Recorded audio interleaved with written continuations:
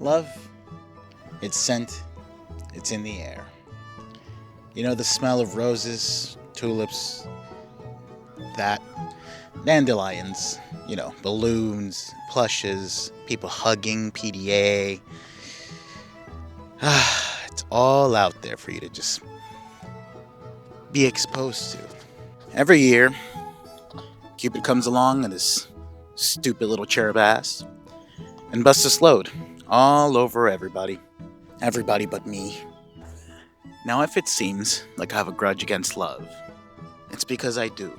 Love, the fickle mistress that she is, has a certain effect on people like myself. Which brings us to today's subject, love and crushes. Hi, everybody. My name's Pumbaa, and this is episode 2 of Depression and Photography. Today's topic, lovers of loving love. I hope you join me and experience something weird today. So, I initially wanted to record a whole thing, but I didn't really like the way it went. So I recorded a whole beginning session, and then I started going off on the rant, the vlog part, and I really was not happy with any of the footage or what I was saying. It made no sense whatsoever. So this is my second attempt. I'm wearing glasses because it's bright outside, there's no clouds, and it's a little warm, and I thought it was going to be colder, but here we are. So I'm changing it. I wrote a script, and it's like 4 pages of handwritten notes. So we're going to give this a second shot. Bear with me. I'm also learning a new program, so it's slowing me down. I was supposed to upload this like half a month ago, but here we are, very late. But I'd rather get this done right than to let you down, or let me down. I think standing by a red flag is pretty apt to this video. So we're going to do this from the red flag, and I'll probably close up in a little later, just because I think it's hilarious. Love is one of the most painful things that I've ever had to go through. Mind you, I've been through quite a bit, and a good part of it was thanks to love itself. The weird thing is that as painful as it is, I just can't seem to get enough of it. Not only can I seem to get enough of it, but just can't really seem to get any of it at the moment. There's something to be said about how crazy love can be. It's a crazy thing. It's so crazy that many people have done so much for it, from it, through it, and in spite of it. Some have devoted time, money, energy, both physically, emotionally, and mentally. They've written sonnets, songs, scripts. Hell, some have even gone to war for it. That's at least according to the Iliad and possibly many other mythologies. Love is such an addictive thing that no matter how hurt we get by it, we just can't seem to get enough of it. We crave it on a deeply emotional level. We crave it for the gifts that it gives us. As much as some of the side effects of love can leave us in weird conditions, most of the time, the benefits greatly outweigh the cons or the negatives. Weirder still is that love comes in different forms with different functions. The ancient Greeks, and all their bloodthirsty horniness, took time to study love and name different types of love. And so we're going to cover a couple of them today. Well, we're going to cover them all, but we're going to cover them as they pertain to me and my life and my psychological issues. So, welcome. Let's begin with the first, and it's one of the most common. It's philia, the kind of affection that you have between family members and friends. It's the most common kind. The kind that you're kind of born with in a way, but it's there. I mean, the word family, familia, philia, you kind of get the gist, right? Next up, pragmatic love. The kind that ages like fine wine, and kind of love that you have to work at to really get right. It's the kind of love that exists between married couples that know the inside jokes and little intricacies of their own relationships. It's the love that we hope to have once we've gone through some of the other stages of love. The next kind of love is called storge, or pronounced storge, I guess. And it's the kind of love that a parent has for a child, or, the kind of love that you might have for a pet. Another deep love, but it's a completely different function. Yeah. I mean, if you ever had a cat or a dog and you love the hell out of it, you want to squeeze it to death. It's that kind of love. And it's the same kind of love we can have for some friends when they do something adorable, for a girlfriend when you're like, oh, you can't just help. You get the love aggression. I think that might best describe it. Love aggression. Storge. The next three, I think those are the ones that I'm currently, I go through them and I deal with them on a regular basis. You'll find out. Ludus and Buddhist, Cootis. Ludus is a flirtatious love. It's the kind of love that sometimes I excel at because I love to flirt in general. Just something fun about, like, the witty banter, the little jabs here and there. I was thinking about this word ludus, and I think I remember watching, I think it was Spartacus. The training grounds for the gladiators were called ludus, and it made me think maybe it's because they're flirting with death. Something to think about. I might be completely fucking wrong, but that's just how my weird little ADHD adult brain works. Now a little bit about myself. I didn't really ever get to be a good flirt until I was like much older. Well, no, I got to be a good flirt around like high school, but mainly when I was not around the people that I normally knew, because I don't know, just something about being with the people that are around you that you know all the time, that you don't ever really want to expose a certain side of yourself. It's embarrassing to flirt in front of your parents and family, man. It's fucking, because you're gonna get called out and they're gonna say shit. Oof. You know how crazy that can be. Agape love is the kind of love that we should all strive to achieve or to give. It's a selfless love. It's a needless love. It's the kind of love that we should have for our neighbors, for our friends, and for the people around us, mainly the ones that we don't know. It's the kind of love that makes you lay down your life for other people at their benefit, not necessarily yours. And it's the most difficult love to realize. I mean, I don't know if you met yourself or have met others. I mean, I'm sure you watch the news and TikTok reels and Instagram reels and whatnot, and you see some people are very, very, very difficult to love. And I think it's why it's one of the most difficult ones. Agape love is the kind of love that I'm trying to actively give without asking for anything back.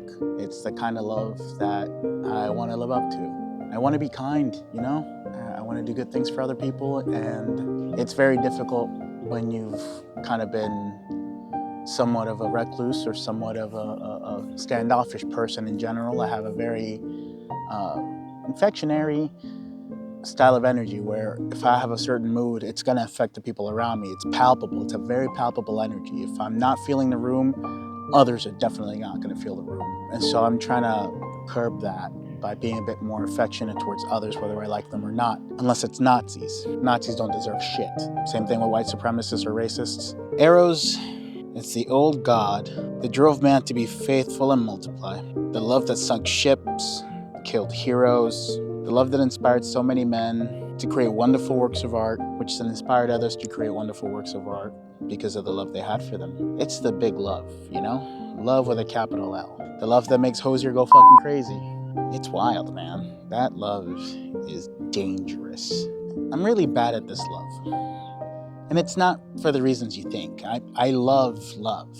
I have a grudge, but I love love. It just doesn't seem to love me back at the moment. Maybe I have too many red flags that I'm working through. Maybe my red flags are very apparent. I mean, love sometimes makes you see red as green and green is red. It does. Oh, fuck. I tend to fall in love really quickly, like annoyingly quick.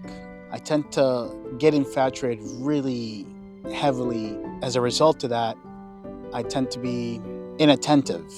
I'm so obsessed with my own idea of falling in love that I forget to love properly. I forget dates. I forget moments.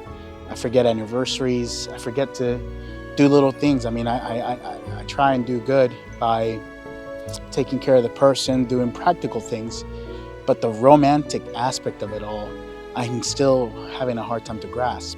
And I think that's one of my biggest red flags is just that I'm not a very romantic person. It sucks because it's the ADHD. I forget birthdays. I still mix my mom's and my sister's up all the fucking time. Mind you, they're only a few days apart, which is annoying. I'll forget my own damn birthday. I forget how old I am. Can you fucking believe that? I'm nearly 40, bro. Like, I forget shit. As a person with ADHD, with neurodivergence, your mind's operating at such a weird level that you see a lot of patterns and a lot of things, and you view things pragmatic or practically, but that doesn't add to the romance of a relationship. It takes away from the romance. It takes away from the love. But you're wired that way, and no matter how hard you try, you're gonna fuck it up. And it's like a never-ending, self-fulfilling prophecy of like, you're fucking shit up, bro. Like, I'm chasing love, and love is a very good runner. This next love is one of the other reasons I think love is evading me in a general sense, and it's called Valentines. Self-love, self-acceptance, self-compassion. I have absolutely none of that, man. I'm going to therapy for this a lot. People with ADHD tend to have rejection issues, and you encompass or build upon it the depression that I naturally suffer with, and you get a concoction of bullshit. Yeah, I'm struggling with this one. This is the most hard. You know how you say, there's always, I don't know if it's a saying or people have said it to me, and I hate it. In order to find love, you first have to love yourself. And while it is true, I have seen plenty of unlovable people find love. Make of that what you will. Philautia, or self-love, is one of the banes of my existence. To really say that, it's an understatement of all understatements. I'm very notorious, or at least in my old, hole punched addled brain. I know where it's partially rooted. The problem is that I'm having trouble uprooting it and planting something beautiful in its place. And hopefully EMDR is going to help me overcome this. Logically, I think one of the issues when it comes to mental health, and what people don't really realize it, is that you get to a point on your mental health journey where you become incredibly self-aware, and you become aware of where your problems are and what you're lacking and what you need to do to get better. But the issue is that no matter how hard you try, you can't seem to get there. You know what you need to do, you're just not able. It's a weird gap of functioning executively, of like moving forward. Like there's a bridge, you gotta cross the bridge. You're stuck taking a step and it's frozen, and it's the fear. Maybe it's the fact that you're comfortable with your state of unhappy. It's such a familiar friend to be in a shitty place that seeing anything different or positive feels unnatural to you. And I know for me, it's one of the biggest things I've had to hurdle with. It comes to a point where you have to hit rock bottom to be like, I'm not good here. I really need to move on. And for some people, it takes just a small break. For people, it takes multiple breaks. For me, it took one really bad one. And I'm really fucking chasing after this healing journey to just get better. I'm learning a lot about myself, or I'm rediscovering things that I had previously known but forgotten or chose to occlude from myself. And possibly, other people can see things that I can't, just the same way you can see hindsight 2020. It's a process. It's a process that you have to constantly work at to get better, to learn to really accept yourself and love yourself. Be kind to yourself. One of the biggest things is that people can love themselves, but in a negative aspect. Look at narcissists. They love themselves. Same thing with sociopaths. It's like, there's the Venn diagram's almost a goddamn circle. Now this last love it's interesting, because this is what I suffered the most, that I've finally been able to place words to it, to describe it, and it's helped me see things that I didn't see before. It's like the manic pixie dream girl hellscape that I live in, It's the addiction to it that is driving me insane. It's having a crush, but on ADHD. I'll tell you one thing about me, and you can take this to the shittiest bank or something. I am a serial crusher. I fall into crushes so quickly and so often. If I could count the times that I fall into a crush, I'd forget. Just the same way that I forget how pi goes after the 3.14. Since I can remember, I've always liked girls. It's just that the attention was never really reciprocal. My issues with having a crush on somebody is that it's the strangeness of it. If you're on the crush drug, like I am, then you tend to fall in love at a distance. You fall in love with the idea. What I see is a fraction of reality. It's an illusion that I muster up. I never really see it materialize due to my own characters. I can like a girl from a distance, but it takes me forever to work up the courage to ask them out or to talk to them. I'm a bitch. What can I fucking say?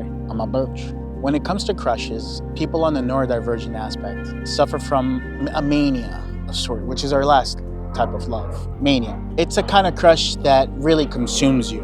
It's an obsession, a fixation. You get jealous, you get possessive, you want to grasp onto that person. It's fucking weird. And that's why, for me, crushes are super weird. This fixation, this thing, limerence, which was coined by Dr. Dorothy Tenoff in her book Love and Limerence, The Experience of Being in Love, it's a real thing. We suffer from this. I'll read you this quote. Limerence is above all else mental activity. It is on the interpretation of events rather than the events themselves. You admire, you are physically attracted, you see or think you see or can deem it possible to see under suitable conditions the hint of possible reciprocity, and the process is set in motion. All this to say, it's the uncertainty and the hope that what you're crushing on crushes back on you, but it goes to the extent that you're obsessive about it. Every little thing reminds you of them. Every song, every video, every little thing that you think about them reminds you of them, and you can't get them out of your head. It's psychosis. It's mania. It's basically this. It's the uncertainty and the hope that the other person's feelings are reciprocated. Excessive infatuation. You can survive on crumbs of it alone. Just a little hints you get from them. Maybe they like you, maybe they don't. And it's enough to keep you going. You maladaptively dream about them. You yearn, you ache to be noticed, to be seen, to be loved, to be witnessed. It's gross. And yet, you fear the rejection. I mean, never mind the fact that you've never met them. You ignore the red flags, you read too much into actions, you know logically it's not real, but you read into them anyways. And that's where the fuck I am. It's fucking creepy, I admit it. Having a crush, liking someone from far away yet never interacting with them, it's not like maybe you can interact with them, who never knows. Like, for some people it becomes stalking, and it's like way over line. For me, it's like I know where my limits are, and I try and fight them, but like I'm chasing ghosts.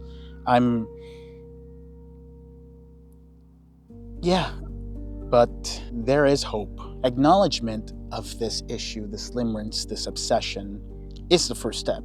You gotta realize that you, we are chasing phantoms in the dead of night. It's a night so deep and so dark that not even the sun's rays can penetrate it. Not even when it bounces off the fullest of moons can you see where you are and how far you've gone to chase this ghost, you know? It's a creepy fixation.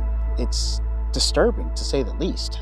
It's unnerving sometimes to think at the lengths you go to chase love. It's something about the world that becomes topsy-turvy when you're constantly chasing for something that may not be for you. I fear that love may not be for me at this current stage in my life, because I'm not completely well suited to take care of the ones that I love, much less take care of myself to some capacity. I'm so hindered by my own brain that I'm dysfunctional. I'm lost, but I still yearn and I still have hope that someday maybe love will find me the way that I seek it. And so there's hope. So I'm gonna ask you to join me in this journey. I wanna ask you to chase a different type of dream. It's when we're individuals, or a collective of individuals, can learn to love ourselves and each other for the sake of betterment of one another, for the sake of goodness of the world, you know? Like, let's, instead of chasing some sort of eros and mania, let's chase agape for a while.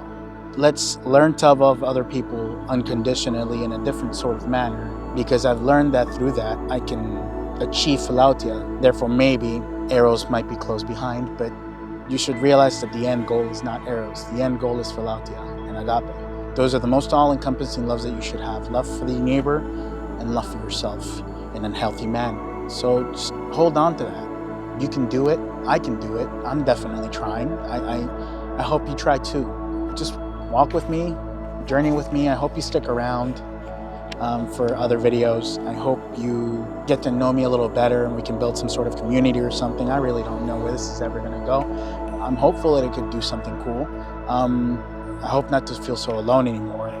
And yeah, just subscribe and follow if you can. Thank you for joining me. I'm Pumbaa, and I guess the closing tag, what I had last time was corny, but I'm still gonna stick to it because I like it.